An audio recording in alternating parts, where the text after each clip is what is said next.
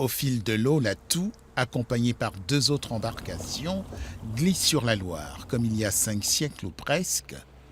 3 équipages ont été constitués pour mener à bon port la précieuse cargaison, un bloc de tuffeau 60 à 80 kilos. À hauteur de Montluç-sur-Loire et Luçon, le convoi parti de Tours doit couper le moteur pour éviter les bancs de sable.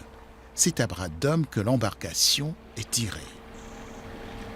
Les difficultés, c'est qu'effectivement, là, la Loire est extrêmement basse. On a en plus cet été un été particulièrement sec, donc il y a très peu d'eau.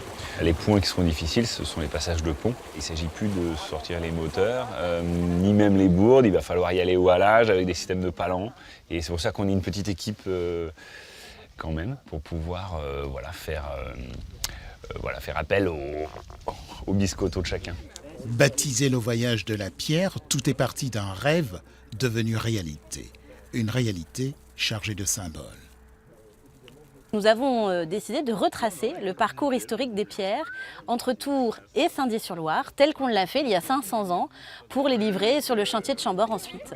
Cette pierre de tuffeau, elle représente toutes les autres, elle représente les bâtisseurs de Chambord, elle représente tous ceux qui travaillent pour le château, tous ceux qui l'aiment, donc elle a une forte valeur.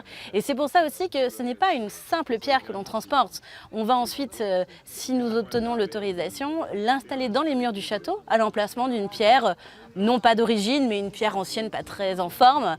Et en même temps, on a voulu que cette pierre soit une capsule temporelle. Donc vous verrez qu'il y a un petit fil noir sur le dessus qui permettra de soulever un couvercle.